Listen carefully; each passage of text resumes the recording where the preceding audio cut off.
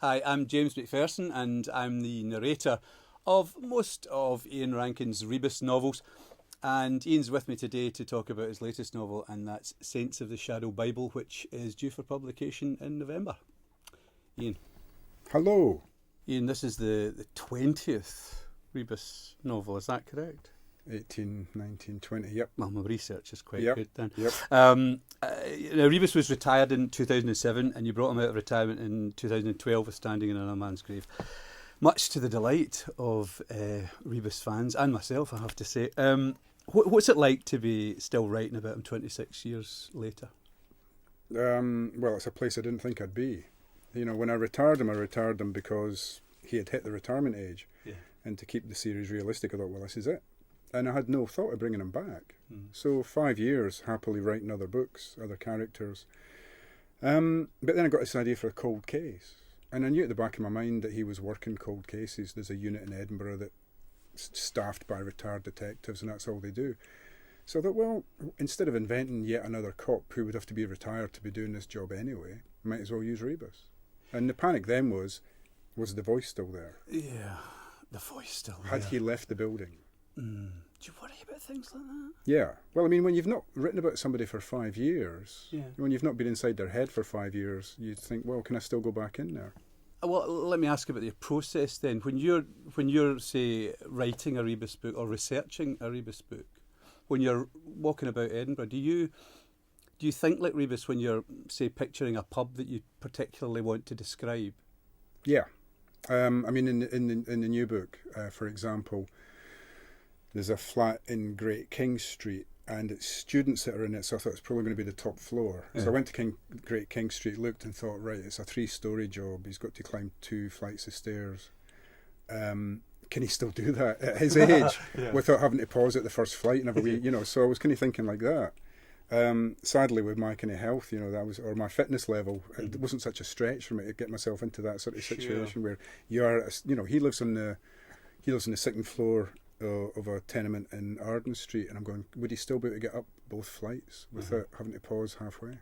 But you can always write about him pausing halfway. Yeah. But you sort of think, well, what would he do now? How would he feel about this? At what point would he be reaching for a cigarette? Sure. At what point would he be retiring to the pub? Can I ask, what age is Rebus exactly? Oh, don't. Because I know, and it's a help to me as a narrator, because you write him in chronologically. I mean, he is, when I started this, I was, 39. In the first book, he's kind of 40, 41. Right. Which should put him now around about 65, 66. Oh, right, okay. Now, what I've done is I have kind of slowed the clock slightly. Yeah. So that although when we saw him come back and Standing in Another Man's Grave, it had been 5 years since I wrote about him. Well, he was 60 when he retired, ergo he should be 65. Right. In which case he would be retiring again, even coming back into the police. Yes. So I kind of said there's only a couple of years have passed between Exit Music and us seeing him again. A couple of years. Sure. So he's early to mid-60s. When you retired Rebus, you wrote about a new character, Malcolm Fox, who works with the complaints, or the Rubber Heels, is that what Rubber Heel, Soft Shoe Brigade. Yeah, they kind of creep up on you. Yeah, right. So, and now you've brought that character into, I think he was in Standing in Another Man's Grave, but more prominently in this book. Do you like that writing those meetings? Well, I'll tell you what happened. I mean, I thought the complaints, what an interesting setup. These are the cops that the cops hate. Yes. So to be in that situation, you've got to be a very different kind of cop from Rebus. Rebus is the kind of guy you would be investigating. So it allowed me to write about a character who was still an Edinburgh cop without the audience thinking they were getting Rebus with a different name. Sure. There's no way Rebus could be doing this job. So very different character psychologically. Having written about Malcolm and made him the hero of 2 books, when I decided to bring Rebus back, and Rebus has learned that with changes to policing in Scotland, they might be raising the retirement age, he might be able to apply to come back in. Fox goes, whoa, we don't want guys like that back in the force, for what he thinks are good reasons. But what that meant was, Fox became the bad guy in Standing in Another Man's Grave. Yes. Rebus is the protagonist, he is the antagonist, he's trying to stop our pal coming back into our lives as readers. So I thought, oh dear, I've done him a disservice. When I was signing books, when the book was published, people were saying, oh, but I really liked Malcolm in the first two books, and now I don't like him anymore. I thought, I need to do a rehabilitation project on this guy. And by then I'd found out that if you go into internal affairs, it's usually for a period of 3 to 5 years. So again, he had inbuilt decrepitude. He was going to have to come out back into normal policing, back into CID, which would put him in touch with all these people who hated his guts. Yeah. So he needs friends. He quickly needs to establish friends. And so I thought, well, great. He has been chivying Rebus all the way through this previous book. In this book, he kind of has to ask Rebus for help. Yes. The two have to work together. And that means that he's a guy we can maybe empathise with more than we did in Standing in Another Man's Grave. Can I tell you what I feel he said rather cheekily? I think they're nearly very, not similar in character, but they are, for me, they both work extremely hard and they're pernickety. And Rebus hates that in Fox. And Fox hates the fact that Rebus never lets things go as well. They're nearly annoyed at the same things. Yeah. So I'm loving it. I'll tell you, there was a problem for me, certainly, in Standing in Another Man's Grave. Because of that, I had done Fox as a hero.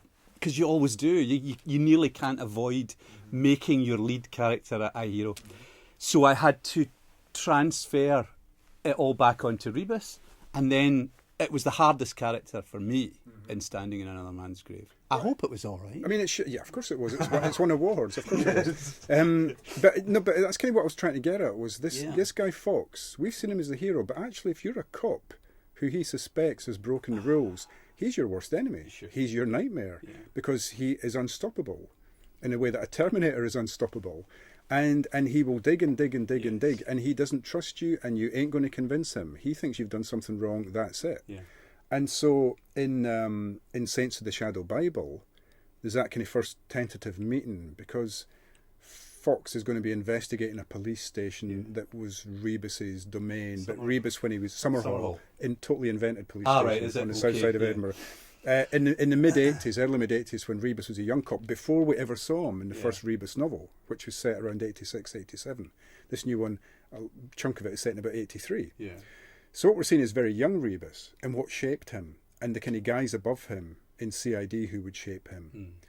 And Fox needs to investigate that, so he needs Rebus's help to investigate these guys, to see if a miscarriage of justice took place at that time. And at the same time, Rebus wants to protect his guys. So he wants Fox to think he's going to be helping him. Right. So it's an incredible game being played where, you know, they're never very sure of each other. They're kind of tiptoeing around each other and never quite sure. And hopefully the reader is never quite sure who's going to prevail, or will they become friends, or will they remain enemies? It's a tough thing to get across as a narrator, I'm sure. And trying to find two different voices for them is difficult, I think, as well. For me, well... Yes, I agree, because I approached... I always say the lead in any book I'm doing is me. So it's nearly unavoidable. It's the most natural voice that comes out. You're going to be speaking it mostly. So Fox probably was very, very similar. But for me, it's easier, because it's... especially those interview room scenes, which for me are my favourites, may I say. And also, this particular Rebus...